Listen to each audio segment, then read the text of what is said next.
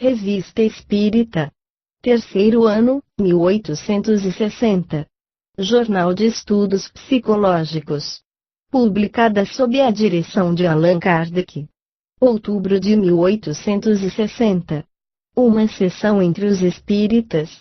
Sob o título de Uma Sessão entre os Espíritas, a Gazette de Lyon publicou, em seu número de 2 de agosto de 1860, o artigo seguinte, ao qual o Sr. Allan Kardec, durante a sua permanência em Lyon, deu a resposta que se encontrará adiante, mas que esse jornal ainda não julgou oportuno reproduzir.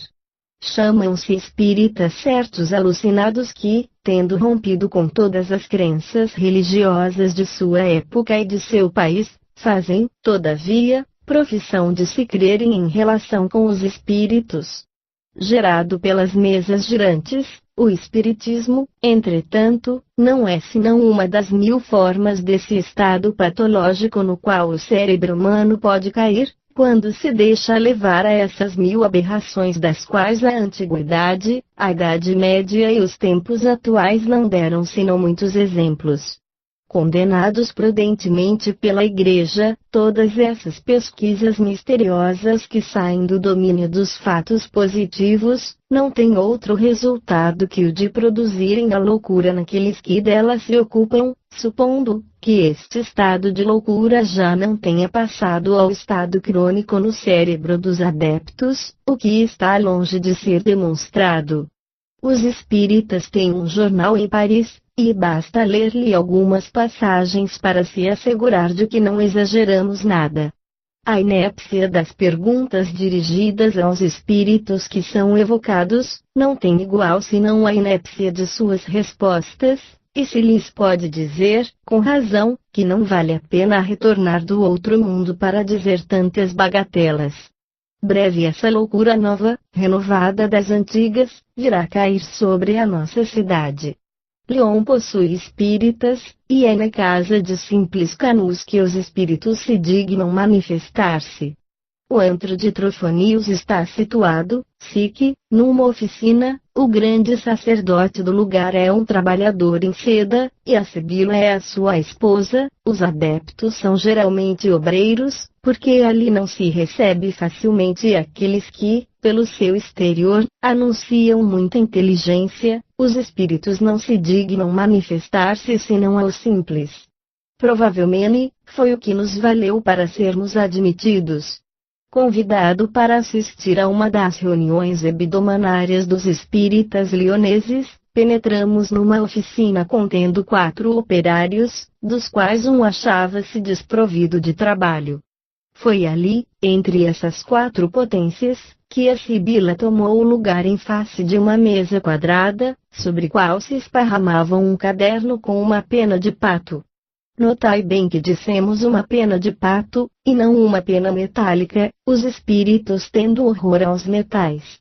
20 a 25 pessoas, dos 2 sexos, compreendendo-se entre elas o vosso servidor, faziam círculo ao redor da mesa. Depois de um pequeno speech do grande sacerdote, sobre a natureza dos espíritos, e tudo recitado em estilo que deveria encantar os espíritos, por causa de sua simplicidade, as perguntas começaram. Um jovem aproximou-se e perguntou a Sibila por que 8 dias antes dos combates, seja na Crimeia, seja na Itália, era sempre chamado para outra parte. A inspirada, é o nome que se lhe dá, pegando a pena de pato, a passeia um instante sobre o papel, onde traça sinais cabalísticos, depois pronuncia esta fórmula: meu Deus, dai-me a graça de nos esclarecer sobre este assunto. Em seguida acrescenta: eu li a resposta seguinte, é que estais destinado a viver para instruir e esclarecer os vossos irmãos. E um adepto influente que se quer ganhar para a causa, evidentemente, além do mais, foi soldado, e talvez um escravo, não vamos nos fazer um mau assunto, e passemos. Um outro jovem se aproxima, a seu turno, e pergunta, se o espírito de seu pai o acompanha e protege nos combates? Resposta, sim. Tomamos à parte este jovem e lhe perguntamos desde que época seu pai estava morto. Meu pai não está morto, respondeu-nos. Um velho se apresenta em seguida e pergunta, notai bem a sutileza da pergunta, renovada de Tarquínio, o antigo, se foi o que ele pensa causa porque seu pai lhe deu o nome de Jean? Resposta, sim. Um velho soldado do primeiro império pergunta, em seguida, se os espíritos dos soldados do velho império não acompanham os nossos jovens soldados na Crimeia e na Itália. Resposta, sim. A supersticiosa pergunta seguinte é feita, depois disto, por uma jovem, porque a sexta-feira é um mau dia. A resposta não se fez esperar e, certamente, ela merece que se coloque em guarda com ela, por causa de diversas obscuridades históricas que faz desaparecer. Respondeu a inspirada, porque Moisés, Salomão e Jesus Cristo morreram nesse dia. Um jovem operário leonês, como nós o julgamos pelo seu sotaque, pediu para ser esclarecido sobre um fato maravilhoso. Uma noite, disse ele, minha mãe sentiu um rosto que tocava o seu, ela despertou meu pai e eu, procuramos por toda a parte e nada encontramos, mas, de repente, um dos nossos teares se põe a bater, nos aproximamos e ele se detém, mas um outro se põe a bater na extremidade da oficina, estávamos terrificados, e isto ficou bem pior quando vimos todos trabalharem ao mesmo tempo, sem que víssemos ninguém. Respondeu a Sibila, vosso avô que vinha pedir preces. Ao que o jovem respondeu com um ar que deveria dar-lhe um fácil acesso ao santuário, foi bem isso, o pobre velho, se lhe prometera missas que não se lhe deram. Um outro operário perguntou por que, várias vezes, o travessão de sua balança se erguera sozinho. Foi um espírito batedor, respondeu a inspirada, quem produziu esse fenômeno. Muito bem, respondeu o operário, mas eu detive o prodígio colocando um pedaço de chumbo no prato mais fraco. É muito simples, retomou a adivinhadora, os espíritos têm horror ao chumbo, por causa da miragem. Cada um quer ter a explicação da palavra miragem. Aí se vê acabar o poder da Sibila, Deus não quer, disse ela, explicar isso, nem mesmo a mim. Era uma razão maior diante da qual todos se inclinaram. O grande sacerdote, então, prevendo objeções interiores, tomou a palavra e disse, sobre esta questão, senhores, é necessário abster-se, porque seríamos levados para perguntas científicas, que estaríamos proibidos de responder. Nesse momento, as perguntas se multiplicaram e se cruzaram. Se os sinais que nos aparecem no céu, há algum tempo, os cometas, são aqueles de que fala o Apocalipse? Resposta, sim, e em 140 anos este mundo não existirá mais. Porque Jesus Cristo disse que sempre haveria pobres. Resposta, Jesus Cristo quis falar dos pobres de espírito, para estes Deus vem de preparar um globo especial. Não faremos notar toda a importância de semelhante resposta. Quem não compreende o quanto os nossos descendentes serão felizes, quando não terão mais a temer por se encontrarem em contato com os pobres de espírito? Quanto aos outros, a resposta da Sibila deixa felizmente supor que o seu reino acabou. Boa nova para os economistas, a quem a questão do pauperismo impede de dormir.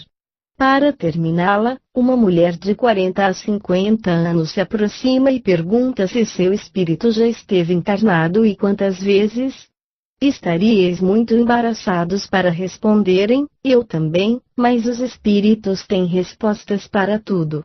Sim, respondeu a pluma de pato, esteve 3 vezes, a primeira, como a filha natural de uma respeitável princesa russa, esta palavra respeitável, próxima da precedente, me intriga, a segunda, como filha legítima de um trapeiro da Boêmia, e a terceira, ela o sabe. Esta amostra de uma sessão dos espíritas leoneses deve bastar, nós o esperamos, para demonstrar que os espíritos de Leon valem bem aqueles de Paris.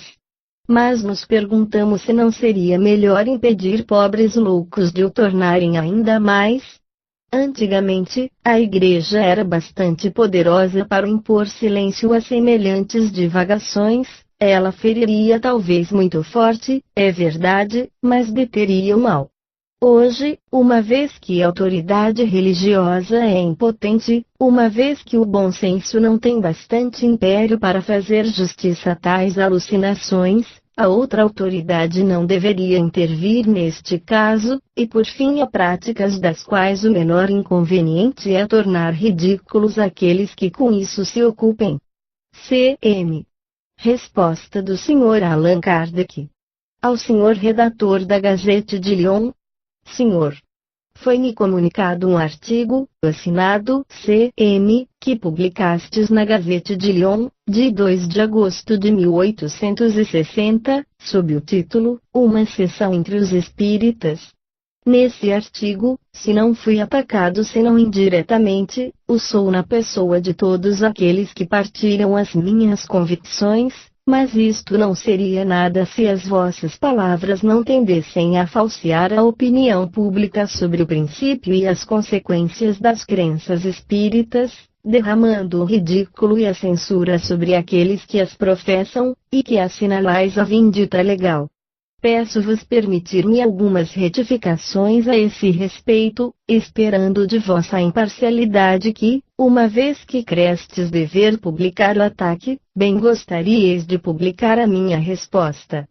Não credes, Senhor, que o meu objetivo seja de procurar-vos convencer, nem que vá restituir-vos injúria por injúria, quaisquer que sejam as razões que vos impeçam de partilhar a nossa maneira de ver, não penso em indagá-las, e as respeito se são sinceras, não peço senão a reciprocidade praticada entre pessoas que sabem viver. Quanto aos epítetos descorteses, não está nos meus hábitos deles me servir. Se tivesseis discutido seriamente os princípios do Espiritismo, se a eles opusesseis argumentos quaisquer, bons ou maus, teria podido vos responder, mas toda a vossa argumentação se limita a nos qualificar de ineptos, e não me cabe discutir convosco se tendes erro ou razão, eu me limito, pois, a levantar o que as vossas assertivas têm de inexato, fora de todo personalismo. Não basta dizer às pessoas, que não pensam como nós, que elas são imbecis, isto está ao alcance de qualquer um. É necessário demonstrar-lhes que estão erradas, mas como fazê-lo? Como entrar na vida da questão se não se sabe dela a primeira palavra? Ora, creio que é o caso em que vos encontrais, de outro modo teríeis empregado melhores armas do que a acusação banal de estupidez. Quando tiverdes dado, ao estudo do Espiritismo, o tempo mora, necessário, e vos previno que dele é necessário muito, quando tiverdes lido tudo o que possa assentar a vossa opinião, aprofundado todas as questões, assistido como observador consciencioso e imparcial alguns milhares de experiências, a vossa crítica terá algum peso. Até lá, não é senão uma opinião individual que não se apoia sobre nada, e a respeito da qual podeis, em cada palavra, ser preso em flagrante delito de ignorância. O princípio de vosso artigo, disto é a prova. Chamam-se espíritas, dizeis, certos alucinados que romperam com todas as crenças religiosas de sua época e de seu país. Sabeis, Senhor, que esta acusação é muito grave, e tanto mais grave que é, ao mesmo tempo, falsa e caluniosa. O Espiritismo está inteiramente fundado sobre o princípio da existência da alma, sua sobrevivência ao corpo, sua individualidade depois da morte, sua imortalidade, as penas e as recompensas futuras. Ele não sanciona estas verdades somente pela teoria, sua essência é de dar-lhes provas patentes, eis porque tantas pessoas, que não criam em nada, foram conduzidas para as ideias religiosas. Toda a sua moral não é senão o desenvolvimento destas máximas do Cristo: praticar a caridade, restituir o bem para o mal, ser indulgente com seu próximo, perdoar aos inimigos, em uma palavra, agir para com os outros como gostaríamos que eles agissem para conosco.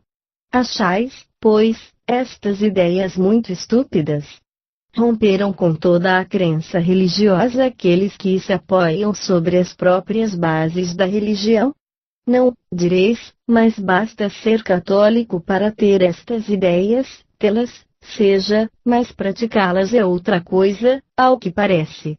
É bem evangélico a vós, católico, insultar bravas pessoas que não vos fizeram mal, que não conheceis e que tiveram bastante confiança em vós, para vos receber entre elas?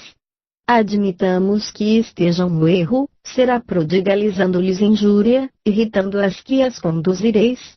O vosso artigo contém um erro de fato que prova, ainda uma vez, a vossa ignorância em matéria de espiritismo. Dissestes, os adeptos são geralmente operários. Sabei, pois, Senhor, para o vosso governo, que sobre os 5 ou 6 milhões de espíritas que existem hoje, a quase totalidade pertence às classes mais esclarecidas da sociedade. Ele conta entre seus adeptos um número muito grande de médicos em todos os países, de advogados, de magistrados, de homens de letras, de altos funcionários, de oficiais de todos os graus, de artistas, de sábios, de negociantes, etc. Pessoas que classificais muito levianamente entre os ineptos. Mas passemos por cima disto. As palavras insulto e injúria vos parecem muito fortes? Vejamos.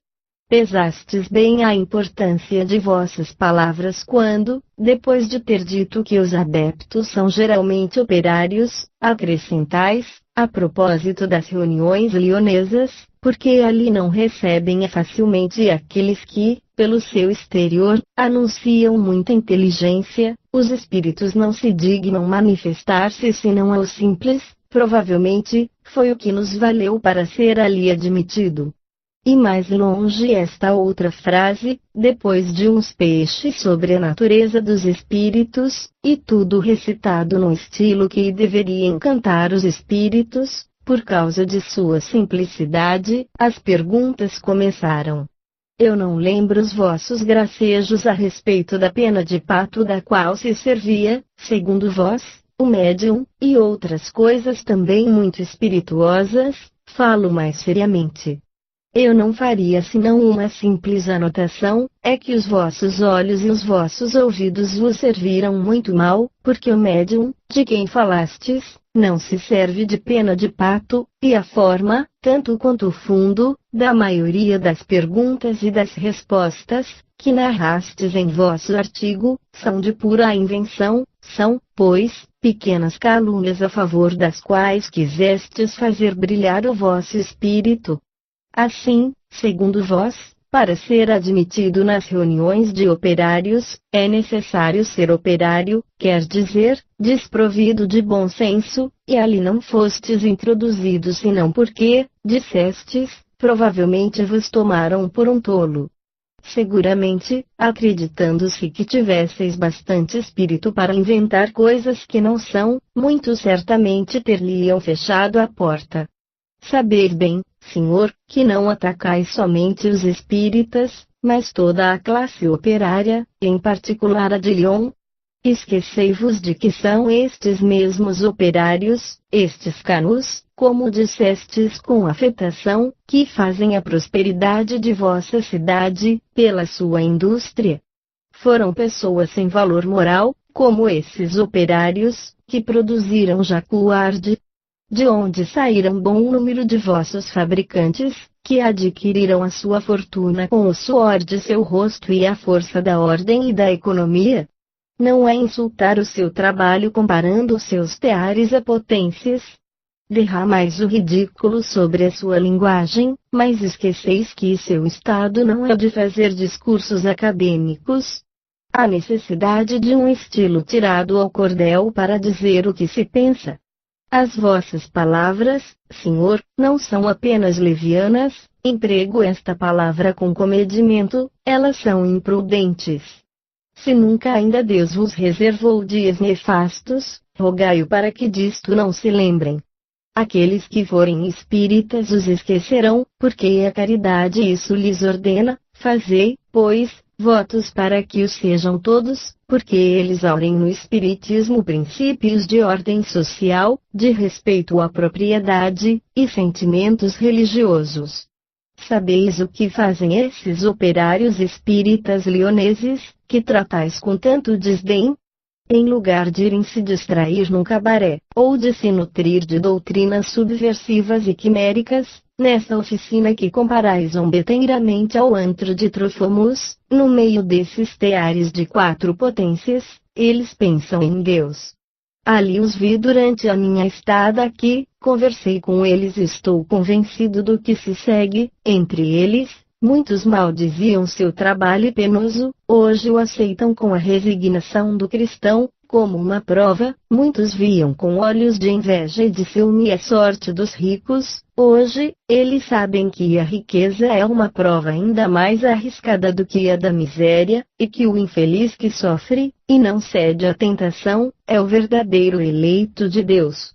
Eles sabem que a verdadeira felicidade não está no supérfluo, e que aqueles que são chamados os felizes deste mundo, também têm cruéis angústias que o ouro não aquieta. Muitos se riam da prece, hoje, eles oram, e reencontraram o caminho da igreja, que esqueceram, porque outrora não acreditavam em nada e hoje eles creem. Vários teriam sucumbido ao desespero, hoje, que conhecem a sorte daqueles que abreviam voluntariamente sua vida. Se resignam à vontade de Deus, porque sabem que têm uma alma, e que antes disto não estavam certos, porque sabem, enfim, que não estão senão de passagem sobre a terra, e que a justiça de Deus não falta a ninguém. Eis, Senhor, o que sabem e o que fazem esses ineptos, como os chamais, eles se exprimem numa linguagem talvez ridícula, trivial aos olhos de um homem de espírito como vós, mas aos olhos de Deus o mérito está no coração e não na elegância das frases.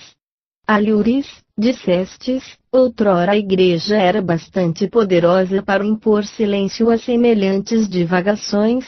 Ela feriria talvez muito forte, é verdade, mas ela deferia o mal. Hoje, que a autoridade religiosa está impotente, a outra autoridade não deveria intervir? Com efeito, ela queimava, é verdadeira pena que não haja mais fogueiras. Deploráveis efeitos do progresso das luzes.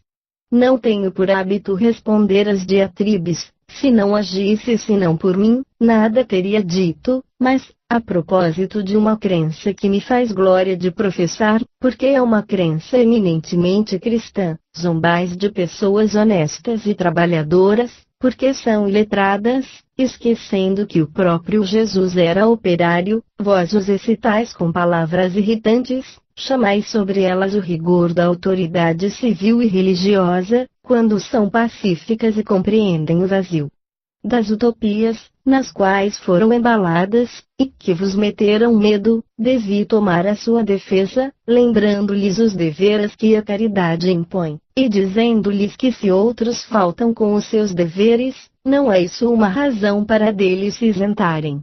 Eis, Senhor, os conselhos que lhes dou, assim são também aqueles que lhes dão esses espíritos que têm a tolice de se dirigirem a pessoas simples e ignorantes antes que a vós, é que, provavelmente, eles sabem que serão melhor escutados. Gostariais, a esse respeito, de me dizer por que Jesus escolheu seus apóstolos entre o povo, em lugar de tomá-los entre os homens de letras? Foi, sem dúvida, porque não havia ali, então, jornalistas para lhe dizer o que deveria fazer. Direis, sem dúvida, que a vossa crítica não vai senão sobre a crença nos espíritos e suas manifestações, e não sobre os princípios sagrados da religião. Disso estou persuadido, mas, então, por que dizer que os espíritas romperam com todos os princípios religiosos? foi porque não sabíeis sobre o que eles se apoiam. Entretanto, ali vistes um médium orar com recolhimento, e vós, católico, ristes de uma pessoa que orava. Provavelmente, não sabeis mais o que são os espíritos. Os espíritos não são outra coisa que as almas daqueles que viveram, as almas e os espíritos são, pois, uma só e mesma coisa, de tal sorte que negar a existência dos espíritos é negar a da alma, admitir a alma, a sua sobrevivência e a sua individualidade, é admitir os espíritos. Toda a questão se reduz, pois, em saber se a alma, depois da morte, pode se manifestar aos vivos, os livros sacros e os pais da Igreja o reconhecem. Se os espíritas estão errados, estas autoridades enganaram-se igualmente, para prová-lo, trata-se de demonstrar, não por uma simples negação, mas por razões peremptórias. 1. Que o ser que pensa em nós, durante a vida, não deve mais pensar depois da morte. 2. Que, se pensa, não deve mais pensar naqueles que amou. 3. Que, se pensa naqueles que amou, não deve mais querer se comunicar com eles. 4. Que, se está por toda a parte, não pode estar ao nosso lado. 5. Que, se está ao nosso lado, não pode se comunicar conosco. Se conhecesseis o estado dos espíritos, a sua natureza, e, se assim posso me exprimir, a sua constituição fisiológica, tal como o descrevem, e tal como a observação o confirma, saberíeis que, sendo o espírito e a alma uma só e mesma coisa, não há de menos no espírito senão o corpo do qual é despojado em morrendo, mas que lhe resta um envoltório etéreo, que constitui para ele um corpo fluídico com a ajuda do qual pode, em certas circunstâncias, se tornar visível, assim como ocorre nos fatos de aparições que a própria Igreja admite perfeitamente, uma vez que, de alguns, fez artigo de fé. Estando esta base dada, as proposições precedentes se acrescentariam as seguintes, vos pedindo provar. 6. Que, pelo seu envoltório fluídico, o espírito não pode agir sobre a matéria inerte. 7. Que, se ele pode agir sobre a matéria inerte, não pode agir sobre um ser animado. 8. Que, se pode agir sobre um ser animado, não pode dirigir a sua mão para fazê-lo escrever. 9. Que, podendo fazê-lo escrever, não pode responder às suas perguntas e transmitir-lhe o seu pensamento. Quando tiverdes demonstrado que tudo isto não se pode, por razões tão patentes quanto aquelas pelas quais Galileu demonstrou que não é o Sol que gira, então a vossa opinião poderá ser tomada em consideração. Objetareis, sem dúvida, que, em suas comunicações, os espíritos dizem algumas vezes coisas absurdas. Isto é muito verdadeiro, eles fazem mais, dizem às vezes grosserias e impertinências. É que, deixando o seu corpo, o espírito não se despoja imediatamente de todas as suas imperfeições, e é provável que aqueles que dizem coisas ridículas como espíritos, o disseram mais ridículas ainda quando estavam entre nós, por isso, não aceitamos mais cegamente tudo o que vem de sua parte, quanto o que vem da parte dos homens. Mas me detenho, não tendo a intenção de fazer aqui um curso de ensinos, basta-me provar que faláveis do Espiritismo sem conhecê-lo. Aceitai, Senhor, minhas cordiais saudações. Allan Kardec.